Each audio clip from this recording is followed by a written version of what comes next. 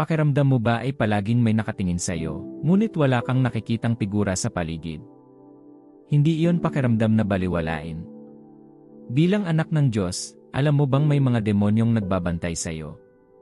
Sinusundan ka nila saan ka man pumunta, nagsusulat ng mga sinasabi mo, ang mga taong kausap mo, ang mga lugar na binibisita mo, kung ano ang nararamdaman mo, at anumang bagay na makukuha nila mula sa iyong buhay.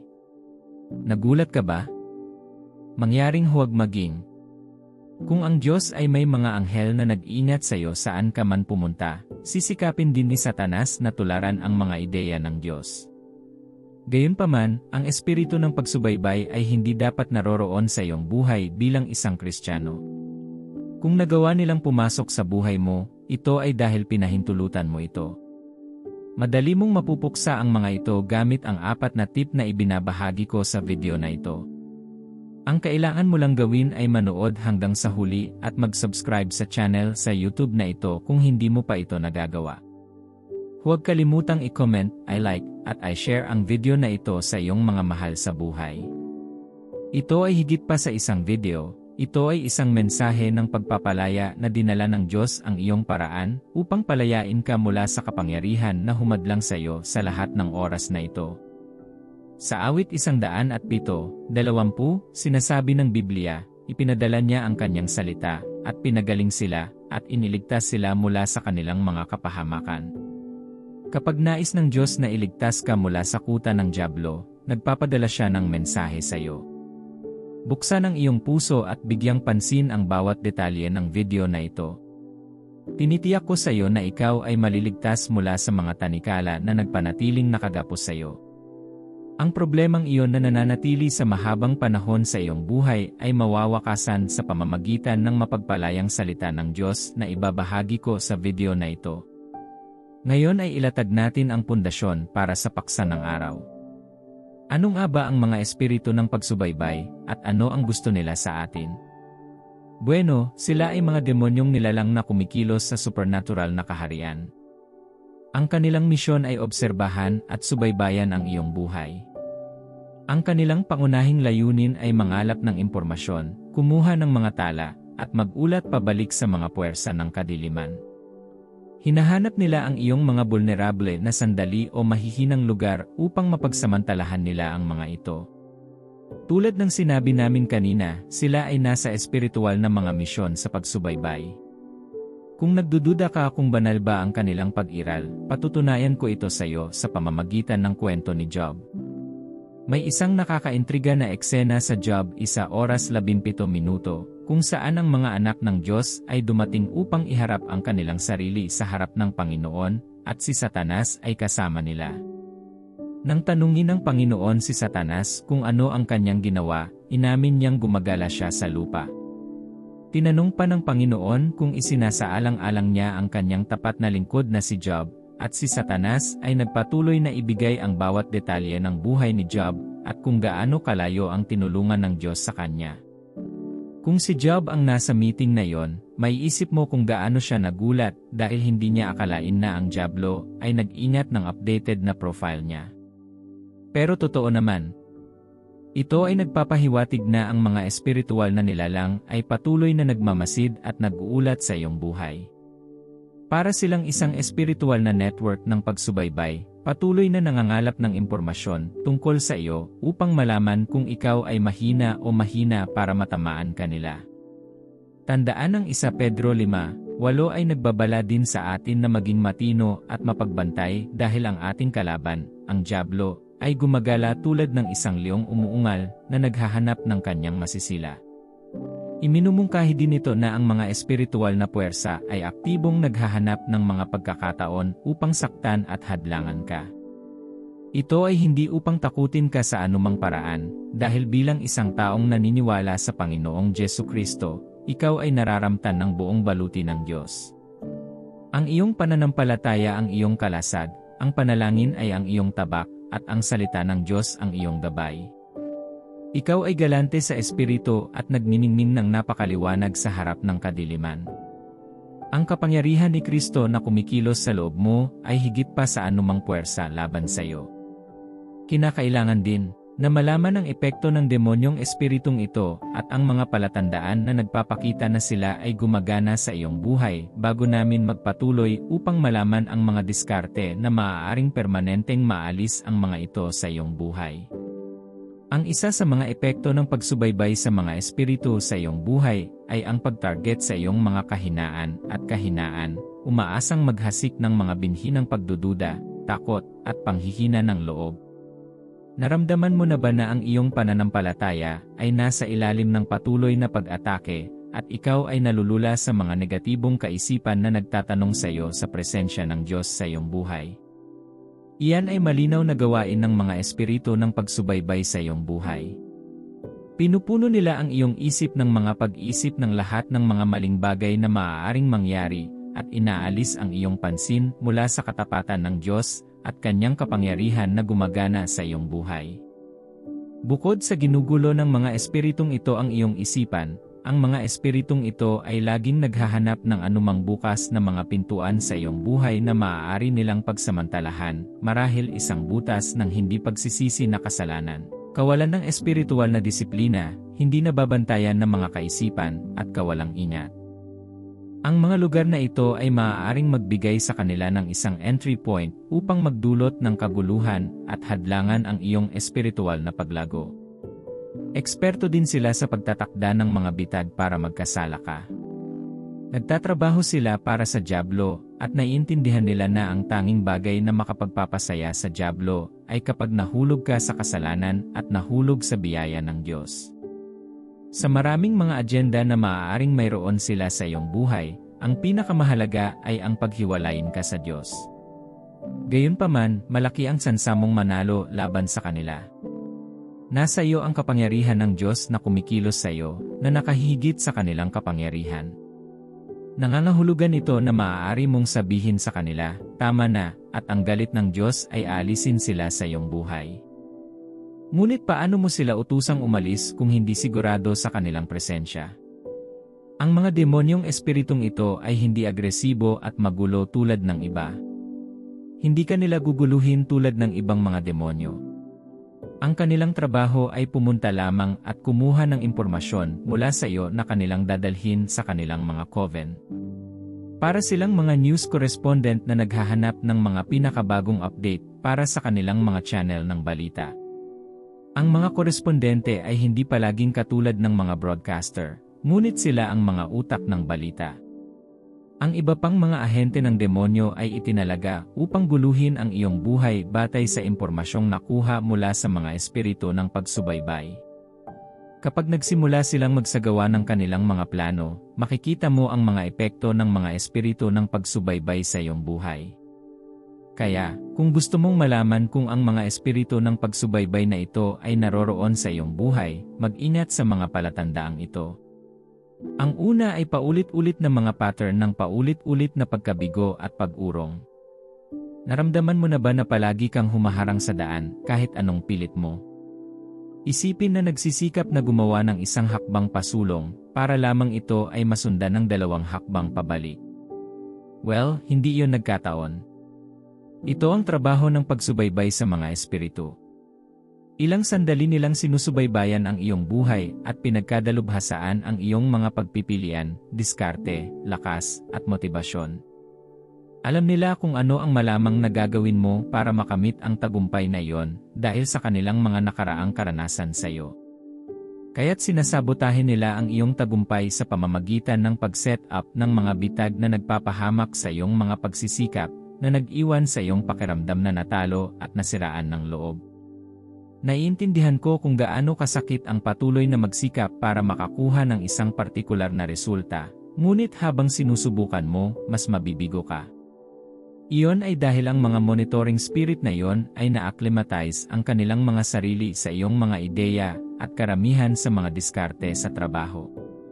Iyon ang dahilan kung bakit patuloy kang nakakaranas ng paulit-ulit na mga pagkabigo at pag-urong. Ang pangalawang palatandaan na naglalarawan sa aktibidad ng pagsubaybay sa mga espiritu sa iyong buhay ay ang patuloy na negatibong mga kaisipan at damdamin. Nakikita mo ang iyong sarili na nakikipaglaban sa mga negatibong kaisipan at emosyon na hindi mawawala. Ito ay higit pa sa pakiramdam ng takot o panghihina ng loob. Ito ay isang mas malalim na pakiramdam ng pagkatalo at kawalang halaga. Ito ay kasing bigat ng mabagyong ulap na sumusunod sa iyo sa paligid. Ang mga walang humpay na negatibong vibes na ito ay ang espiritu na responsable para sa mga saloobin ng pagpapakamatay at masamang pagbabago. Kapag ito ay sumasakop sa iyong isip sa mahabang panahon, ito ay maaaring gusto mong saktan ang iyong sarili o ang ibang tao. Ang monitoring spirits ang mga dahilan kung bakit ang mga tao ay lumiliko mula sa mabuti tungo sa masama sa isang gabi. Ang mga pagbabagong iyon ay hindi nangyayari ng biglaan gaya ng nakikita mo. Ito ay nagreresulta mula sa nagtatagal na mga negatibong kaisipan na nanatili sa iyong puso. Kapag hindi mo naaalis ang pagsubaybay sa mga espiritu sa oras, magkakaroon ka ng pagkakataon na hindi lamang maimpluwensyahan ng mga ito kundi maging biktima nila magpakailanman. Ang isang hindi maipaliwanag, matagal na hamon ay isa pang malalim na tanda ng isang espiritu ng pagsubaybay sa iyong buhay. Isipin na ikaw ay nahaharap sa mga paghihirap na tila nananatili magpakailanman. Ito ay naging isang nakababahalang problema na hindi mawawala na nagpapanatili sa iyo na natigil sa isang walang katapusang loob ng mga pagsubok at pagdurusa.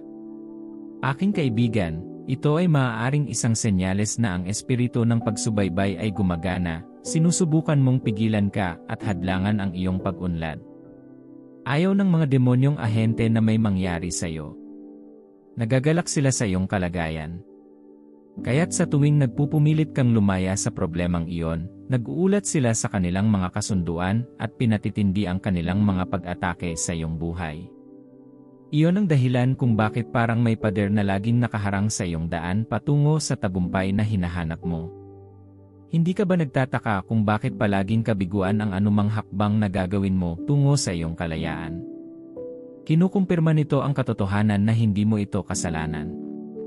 Sinusubukan mo ang iyong makakaya upang magtagumpay, ngunit ang mga espiritong ito ay nanganganib sa iyong mga pagsisikap. Huwag mag-alala, ngayon ang araw kung kailan magwawakas ang lahat.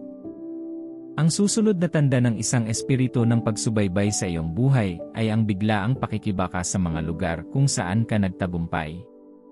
Isipin ito, ikaw ay gumagawa ng mahusay sa isang partikular na bahagi ng iyong buhay, at ang lahat ay nagsimulang bumagsak. Iyan ang mahusay na gawin ng mga espiritong sumusubaybay na ito. Gustong-gusto nilang guluhin ang iyong mga tagumpay at gawin itong mga pakikibaka, na nag-iwan sa iyo na mag-isip kung ano ang nangyari. Nagsisimula kang mapagtanto na kung ano ang nagtrabaho para sa iyo noon ay hindi na gumana para sa iyo muli. Ang parehong bagay na nagpasaya sa iyo ay ngayon ay nagpapalungkot sa iyo. Isa ito sa mga makapangyarihang estratehiya ng espiritu para salakayin ang iyong pananampalataya. Gusto nilang isuko mo ang sarili mo at ang Diyos din gusto nilang pagdudahan ka sa kakayahan mo para mawala ang tiwala mo sa sarili mo. Ito ang karanasan ni Haring Saul sa Biblia. Siya ay dating isang matagumpay at maluwalhating hari. Gayunpaman, kaagad pagkatapos na sinapian siya ng masamang espiritu, nagsimula siyang matalo sa lahat ng kanyang pakikipaglaban. Ang mga Filisteo na kanyang nilabanan at napanalunan noon ay siya ring mga taong namatay sa pakikipaglaban. Dadalhin ka ng masamang espiritong ito sa iyong kapahamakan kung ikaw ay pabaya. Ang isa pang mahalagang tanda ng espiritu ng pagsubaybay ay ang paghihiwalay at hindi pagkakasundo sa mga relasyon. Napansin mo na ba ang hirap sa iyong mga relasyon sa mga kaibigan, pamilya, o mga kapananampalataya? Gusto ng monitoring spirits na pukawin ang mga hindi pagkakaunawaan at lumikha ng dibisyon na humahantong sa pagitan mo at ng iyong mahal sa buhay. Ginagawa nila ito lalo na kapag ang relasyon ay mahalaga at maaaring matiyak ang iyong pag-unlad sa buhay. Nakakaapekto rin ang mga ito sa iyong makadiyos na relasyon na may posibilidad na ilantad ang mga ito. Sinasabi sa Juan 1:5, ang liwanag ay sumisikat sa kadiliman, ngunit hindi ito nauunawaan ng kadiliman. Ang mabuting relasyon ay ang liwanag na naglalantad sa mga gawa ng mga espiritong sumusubaybay na iyon. Kaya naman nilalabanan nila ito. Ang mga huling palatandaan ng pagsubaybay sa presensya ng espiritu, na tatalakayin natin bago magpatuloy sa pangunahing negosyo ngayon, ay espiritual na pagkatuyo at kawalan ng pagnanasa. Dati pakiramdam mo ay konektado sa Diyos, ngunit ang iyong espiritual na apoy ay nawala. Ang iyong buhay panalangin ay parang mapurol, at nagbabasa ka na ngayon ng Biblia upang matupad ang lahat ng katuwiran. Ito ay hindi karaniwan, ang mga espiritu ng pagsubaybay ay laban sa iyo. Kung mabitag ka nila sa espiritu, nagtagumpay sila sa iyong buhay. Hahayaan mo bang mangyari yon? Siyempre hindi. Sundin ang mga diskarteng ito na tatalakayin natin at sa halip ay manalo sa mga ito. Ginugol ko ang aking oras upang matiyak na alam mo ang tungkol sa mga espiritu ng pagsubaybay na ito, ang kanilang epekto sa iyong buhay, at ang mga palatandaan na nagpapakita na sila ay naroroon. Tinitiyak nito na alam mo ang tungkol sa mga puwersang kinakaharap mo upang hindi ka lumaban ng walang isip. Narito ang 4 na malalim na paraan upang maalis ang pagsubaybay sa spirits. Numero 1, limitahan ang dami ng impormasyong ibinabahagi mo tungkol sa iyong sarili. Mahalagang linawin na ang mga espiritu ng pagsubaybay na ito ay hindi alam ng lahat tulad ng Diyos. Maaari lamang silang mag-obserba at mangalap ng impormasyon mula sa kanilang nakikita at naririnig. Wala silang kapangyarihan sa iyong mga iniisip o access sa iyong kaloob-loobang mga puso. Gayunpaman, ginagamit nila ang impormasyong ibinabahagi mo, ang iyong mga halatang kahinaan, at hindi nababantayan na mga lugar sa iyong buhay. Kung ikaw ang tipo na laging gustong ibigay ang bawat detalye ng mga pinakabagong pangyayari sa iyong buhay, magiging vulnerable ka sa mga sumusubaybay na espiritong iyon. Kung hindi mo itatago ang iyong mga hangarin, tagumpay, layunin, takot, at lakas, inaanyayahan mo ang mga espiritong iyon na magkaroon ng paninindigan. Narinig mo na ba ang pahayag na nagsasabing, nakakarinig ang mga pader? Maaaring kakaiba sa iyo dahil ang mga pader ay mga bagay na walang buhay. Ang pahayag na iyon ay nagmula sa katotohanan na may mga espiritong kasama mo kahit na ikaw ay nag-iisa. Nakikinig sila sa lahat ng ibinubulong mo sa iyong sarili at pinapanood ang lahat ng nangyayari sa sikreto ng iyong silid. Alam din nila ang pribadong impormasyon na ibinabahagi mo sa iyong mga mahal sa buhay. Ang impormasyong iyon ang ginagamit nila laban sa iyo. Wala silang akses sa mga tagubilin o pagpapalang iyon na hindi pa inilalabas ng Diyos. Kaya naman sinabi ng salmista sa awit 115, 16 na, ang pinakamataas na langit ay kay Yahweh, ngunit ang lupa ay ibinigay niya sa tao. Nakikita mo, kaya nga sinabi ko kanina sa video na ito na maaari mong ihinto ang mga aktibidad ng pagsubaybay sa mga espiritong ito sa iyong buhay. Hanggat ang susi sa iyong pambihirang tagumpay ay nakapasok sa koridor ng lupa, kung gayon ito ay naa-access ng mga espiritong ito. Magiging interesado ka na lumilibot sila sa mga simbahan, naghihintay sa iyong pastor na maglabas ng isang propetikong salita para sa iyong buhay upang mapili nila ito. Mga minamahal, ang mga tusong estratehiya ng pagsubaybay sa mga espiritu ay ang maaaring hindi mo kayang hawakan ng mag-isa maliban sa tulong ng Diyos. Gayunpaman, maaari mong gawing madali para sa Diyos na tulungan ka sa pamamagitan ng pagiging mas maingat sa iyong buhay. Sila ay tinatawag na monitoring spirits para sa isang dahilan. Kapag hindi mo sila binigyan ng anumang palatandaan tungkol sa iyong buhay, nahihirapan silang subaybayan ka. Kaya ingatan mo ang iyong dila. Bilang 2, maging malakas sa emosyon at makabisado kung paano labanan ang pressure. Isa sa mga target na lugar ng mga espiritong ito ay ang iyong puso. Alam nila kung ano ang gusto mo at ginagamit iyon para pahinain ka. Kapag nakita nila na ang iyong buhay ay nababantayan at hindi ikaw ang tipo na madaling maglabas ng sensitibong impormasyon tungkol sa iyong sarili, gagawa sila ng ibang paraan ang pumasok sa iyong isipan. Susubukan nilang i-blackmail ka sa damdamin at ipakikita sa iyo ang mga dahilan kung bakit dapat mong ibunyag sa kanila ang bagay na iyon. Ito ay kapag gumagamit sila ng mga channel ng tao, lalo na ang iyong mga mahal sa buhay. Sa tingin mo ba lahat ng tila nagmamalasakit sa iyo ay talagang nagmamalasakit? Sa palagay mo, lahat ba ng naghahanap na malaman kung paano mo pinangangasiwaan ang isyong iyon ay mahalaga sa iyong tagumpay? Sa tingin mo ba ang mga kaibigang iyon ay nagsusuri sa iyo upang malaman ang pinakabagong mga update tungkol sa iyong buhay ay nagmamalasakit sa iyong mga alalahanin at kaligayahan? Ang ilan sa mga ito ay mga surveillance camera na ni-recruit ng mga monitoring spirit na ito. Lahat sila ay nasa iyo na nagpapanggap na nagmamalasakit sila, ngunit sa kaibuturan ng kanilang puso, naghahanap sila ng impormasyon na makakatulong sa kanilang iplano ang iyong pagbagsak. Sana ay alam mo na ang mga demonyo ay gumagamit ng mga tao para isagawa ang kanilang mga plano laban sa iyong buhay. Iyon ang dahilan kung bakit kailangan ang paglaban sa panggigipit mula sa mga taong gustong malaman kung ano ang hindi mo handang ibahagi. Baka gusto ka nilang i-blackmail gaya ng ginawa ni Delilah kay Samson. Hindi kailanman nagkaroon ng isip si Samson na ibahagi ang sikreto ng kanyang kapangyarihan kay Delilah, ngunit patuloy siyang ginugulo nito. Ang huling straw ng lahat ng kanyang mga pagtatangka ay isang emosyonal na blackmail. Alam niyang mahal na mahal siya ni Samson at nagpasya siyang gamitin ang pagmamahal nito laban sa kanya. Sinasabi sa atin ng Hukom 16 na oras 15 minuto, pagkatapos ay sinabi niya sa kanya, "Paano mo masasabing, mahal kita, kung hindi ka magtitiwala sa akin?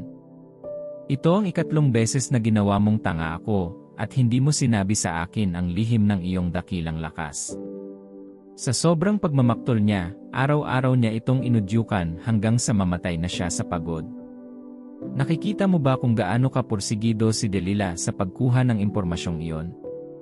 Hindi siya sumuko pagkatapos ng kanyang tatlong nabigong pagtatangka, ngunit patuloy siyang inaasar araw-araw hanggang sa tuluyang mabali ang likod ng kamelyo.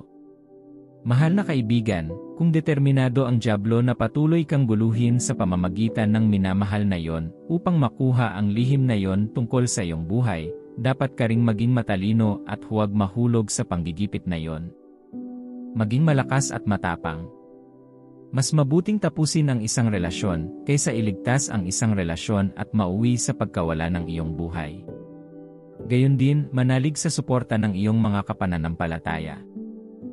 Ang isang mabuting komunidad ng mga Kristiyano ay makapagpapasigla sa iyong espiritu at makapagpapalakas sa iyo laban sa panggigipit mula sa maling mga kasama.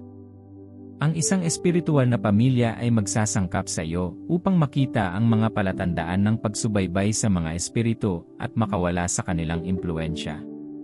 Nang gustong saktan ni Herodes si Jesus, ginamit niya ang impluensya ng mga pantas. Ang mga pantas na tao, kahit na sa kanilang karunungan, ay hindi matukoy ang kasamaan sa mga mata ni Herodes. Kaya nga dapat kang humingi ng tulong sa Diyos, kung hindi mo sila makikilala. Sa pagnanais na makita kung saan ipinanganak ang Mesyas, labis nilang inilantad kay Herodes na naging problema. Huwag maging masyadong desperado sa lawak na ibinabato mo ang pag-ingat sa hangin. Ang lahat ng ito ay pressure mula sa dyablo upang matuklasan kung ano ang nangyayari. Kung matitiis mo ang anumang bagay para lang maging mas maingat sa iyong buhay, hihina ang kapangyarihan ng mga demonyong iyon at iwan ka nila ng tuluyan. Magtiwala sa lakas ng Panginoon at patuloy na nagniningning ng maliwanag sa mundong ito. Alam na walang makakatalo sa kapangyarihan ni Kristo sa loob mo. Tandaan na ang anumang relasyon na naglalagay ng labis na presyon sa iyo ay isang pulang bandila. Tumakas mula dito sa lalong madaling panahon. Bilang 3, bumuo ng espiritual na pag-unawa at pagiging sensitibo.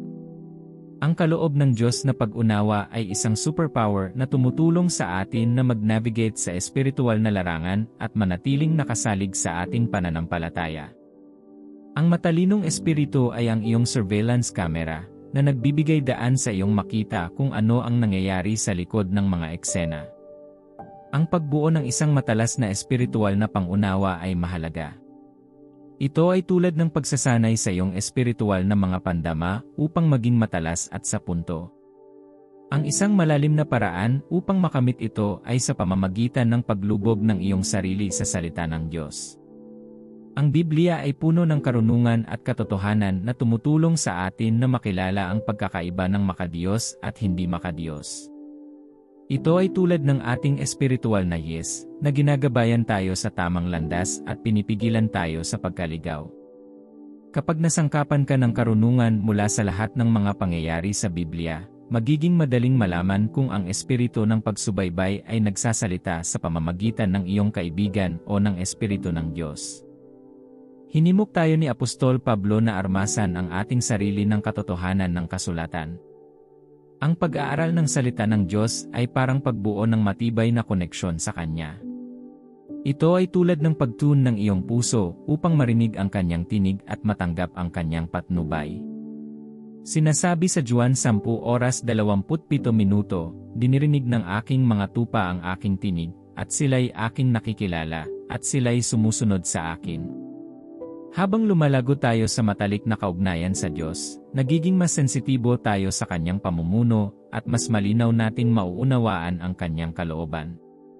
Kapag nakasanayan na nating makarinig mula sa Diyos ng mas madalas, madali nating matukoy ang pagkakaiba sa pagitan ng Kanyang tinig at ng mga tinig ng espiritu ng pagsubaybay. Ang espiritual na pag-unawa ay hindi lamang tungkol sa pag-alam kung ano ang tama at mali. Tungkol din ito sa pagiging sensitibo sa mga espiritual na puwersa sa paligid natin. Nilinaw ng Efeso 6:12 na ang ating pakikibaka ay hindi laban sa laman at dugo, kundi laban sa mga pinuno, sa mga otoridad, sa mga kapangyarihan ng madilim na mundong ito, at sa mga espiritual na puwersa ng kasamaan sa mga kaharian ng langit. Nangangahulugan ito na malalaman mo ang mga taktika ng kalaban at malalaman mo kung kailan maaaring sinusubukang guluhin ka ng mga palihim na espiritu ng pagsubaybay. Magbibigay ito sa iyo ng isang kalamangan laban sa kanila dahil inihahanda mo ang iyong sarili at mahusay na nasangkapan laban sa kanilang mga banayad na pag-atake. Ang pag-unawa ay susi sa pag-alis ng mga espiritu ng pagsubaybay. Bilang 4, makisali sa panalangin at pag-aayuno. Ang panalangin at pag-aayuno ay ang pangwakas at pinakamabisang paraan upang maalis ang mga espiritu ng pagsubaybay. Sila ay tulad ng dinamikong duo ng espiritual na paglilinis. Ang mga ito ay hindi lamang ordinaryong mga gawain, may hawak silang hindi kapani-paniwalang kapangyarihan upang baguhin at dalisayin ang iyong puso at isipan. Bakit napakahalaga ng panalangin at pag-aayuno? Ang panalangin mismo ay lubhang nakatulong sa pagpapatibay ng iyong espiritu. Kapag nananalangin ka, direktang nakikipag-usap ka sa Diyos, ibinubuhos mo ang iyong puso, hinahanap ang Kanyang patnubay, at iniayon ang iyong kalooban sa Kanyang kalooban. Ikaw ay kumukuha ng lakas mula sa Kanya sa pakikisamang iyon. Nangangahulugan ito na maaari mong talunin ang espiritu ng pagsubaybay sa lakas na nakuha mo mula sa presensya ng Diyos habang nananalangin. Alam mo ba kung ano ang ginagawang mas epektibo ang iyong mga panalangin? Ito ay pag-aayuno. Ito ay tulad ng pagdaragdag ng nasusunog na langis sa isang nasusunog na bush. Ang epekto ay napakagulo. Ganyan nito agresibong sinisira ang impluensya ng mga espiritong sumusubaybay sa iyong buhay. Ang pag-aayuno ay isang matinding espiritual na ehersisyo upang pahinain ang laman at palakasin ang espiritu. Ito ay nagpapasigla sa iyo ng higit pa sa magagawa lamang ng panalangin. Pinipigilan ka ng dyablo na mag-ayuno dahil alam niyang ito na ang katapusan ng pang-aapi ng demonyo sa iyong buhay, gaano man sila kalakas sa tingin nila. Nagsalita si Jesus tungkol sa kahalagahan ng pag-aayuno sa pamamagitan ng isang pangyayaring naganap sa Mateo 17. Pagkatapos ng kanyang pagbabagong anyo, siya ay bumababa mula sa bundok kasama sina Pedro, Santiago, at Juan nang may lumapit sa kanya. Dinala niya ang kanyang anak na inaalihan ng demonyo para pagalingin ni Jesus, ngunit hindi niya siya matagpuan. Sinubukan ng mga alagad na naiwan kasama ng karamihang pagalingin ang batang inaalihan ng demonyo, ngunit hindi nila nagawa. Nang sa wakas ay nakita niya siya, humingi ng tulong kay Jesus ang lalaki, at pinalayas ni Jesus ang demonyo sa bata. Nang maglaon, tinanong siya ng kanyang mga disipulo kung bakit hindi nila mapagaling ang bata, at sinabi niya sa talata 21, ngunit ang ganitong uri ay hindi lumalabas maliban sa pamamagitan ng panalangin at pag-aayuno. Ang tugon na ito ay nangangahulugan na ang kombinasyon ng panalangin at pag-aayuno ay isang makapangyarihang sandata na maaaring sirain ang mga aktibidad ng pagsubaybay sa mga espiritu sa iyong buhay. Naiintindihan ko kung gaano ito kahirap, ngunit ihambing ito sa mga taon ng pagdurusa na iyong pagdadaanan sa mga kamay ng kakaibang espiritong iyon. Hindi mo ba gusto ang iyong kalayaan? Hindi mo ba nais na basagin ang kanilang mga tanikala at i-enjoy ang iyong buhay? Kapag nagdarasal ka at nag-aayuno, nagkakaroon ka ng lakas para tuluyang ilayo sa iyong buhay ang mga demonyong iyon. Nag-ayuno si Jesus ng 40 araw at 40 gabi, at ang dyablo ang kanyang unang bisita pagkatapos ng pag-aayuno. Kung sa tingin mo ay iwan ka ng dyablo, nagsisinungaling ka. Sinubukan ng dyablo ang kanyang makakaya upang si Jesus ay magkasala, ngunit hindi siya nagtagumpay. Sa palagay mo, paano siya nagawang talunin ni Jesus? Ito ay dahil siya ay nag-ayuno at nanalangin. Magtagumpay ka rin sa espiritu ng pagsubaybay kung mag-aayuno at mananalangin ka. Kung hindi ka sanay sa pag-aayuno o hindi ka pa nag-aayuno, magsimula ng unti-unti. Huwag masyadong i-pressure ang iyong sarili sa pagsisikap na mag-ayuno tulad ng mga matagal nang nag-aayuno. Naiintindihan ng Diyos ang ating pagkakaiba at nakikita ang ating mga puso. Kung mayroon kang anumang kondisyong medikal, maaaring gusto mong makipag-usap sa iyong doktor bago magsimula ng pag-aayuno. Ang mga tips sa kaligtasan na ito ay magpapagaan sa prosesong ito para sa iyo. Minamahal, ibigay mo ang lahat para makalaya sa masamang espiritong iyon bago nito sirain ang iyong buhay. Maging nakatuon at nakatuon sa pagsasanay sa 4 na estratehiyang ito sa banal na kasulatan na tinalakay natin ngayon. Pakiusap, huwag kang magsasawa sa pakikipaglaban hanggat hindi ka nakakalaya sa kanilang kuta. Ang kaaway ay walang humpay hanggang sa ibagsak ka niya, ngunit makatitiyak ka na ang Diyos ay nasa tabi mo, lumalaban para sa iyo, kaya hindi ka matatalo sa laban na iyon. Labanan natin ang bawat diwa ng pagsubaybay sa ating buhay habang nananalangin tayo ngayon. Makapangyarihang Ama, pinahahalagahan ko ang iyong pagmamahal at pagmamalasakit sa aking buhay. Salamat sa pagbunyag sa akin ng mga sikreto ng demonyo at pagtuturo sa akin kung paano siya haharapin. Panginoon, ipinagkaloob mo sa akin ang iyong espiritu ng kapangyarihan, tanda na pagmamay-ari mo ako. Tumanggi akong mapasailalim sa impluensya ng alinmang espiritu maliban sa iyo.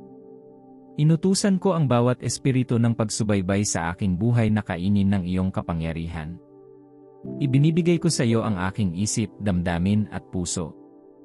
Hayaan silang malayo sa pagmamanipula ng demonyong espiritong ito.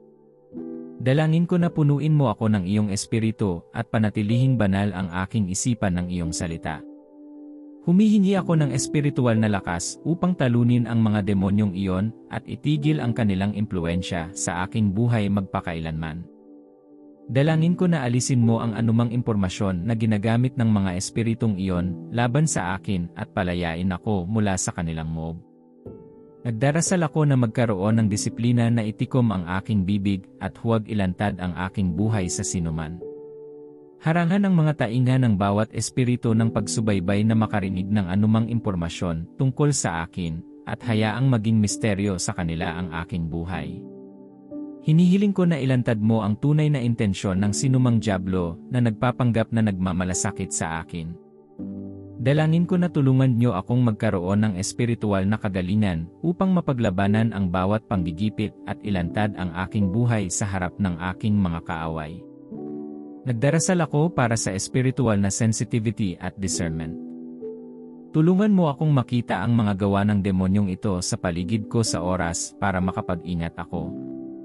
Hinihiling ko na buksan mo ang aking mga mata upang makita ang mga palatandaan ng mga aktibidad ng mga espiritong ito sa aking buhay at harapin ang mga ito para sa akin sa pamamagitan ng iyong kapangyarihan. Ikaw ang aking Diyos at ako ay umaasa sa iyo para sa tulong. Ang espiritu ng pagmamanman na ito ay maaaring maging tuso na maaaring hindi ko namamalayan. Kailangan ko ang iyong tulong upang magtagumpay sa kanila. Alam kong hinding-hindi ako matatalo sa anumang pakikipaglaban sa iyo sa aking tabi. Hinihiling ko ang biyayang mag-ayuno at manalangin hanggang sa maitatag ko ang aking tagumpay laban sa aking mga kaaway. Alisin ang bawat kahinaan sa aking katawan at bautismuhan ako ng kapangyarihan ng panalangin. Tumanggi akong matakot at panghinaan ng loob sa mga gawa ng mga demonyong ito. Nakatanggap ako ng lakas para lumaban hanggang sa tuluyan na silang maalis sa buhay ko. Panginoon, hinihiling ko ang pagpapanumbalik ng lahat ng mga bagay na kinuha sa akin ng mga espiritong sumusubaybay na ito. Ignorante ako nung niloko nila ako, pero ngayon binabawi ko lahat ng pinagkait nila sa akin. Ipinapahayag ko mula ngayon na ako ay malaya mula sa kanilang impluensya at tinubos ng mahalagang dugo ni Jesus. Salamat, Panginoon, sa pagsagot sa aking mga panalangin. Sa pangalan ni Jesus ako ay nananalangin. Amen. Salamat sa panonood ng video na ito hanggang sa dulo. Inaanyayahan kita na mag-subscribe sa aming channel sa YouTube kung hindi mo pa nagagawa iyon. I-click ang notification bell para makakuha ng mga update sa tuwing may na-upload na bagong video. Huwag kalimutang i-like at ibahagi ang video na ito sa sinuman. Pagpalain ka nawa ng Panginoon ng sagana, sa pangalan ni Jesus. Amen.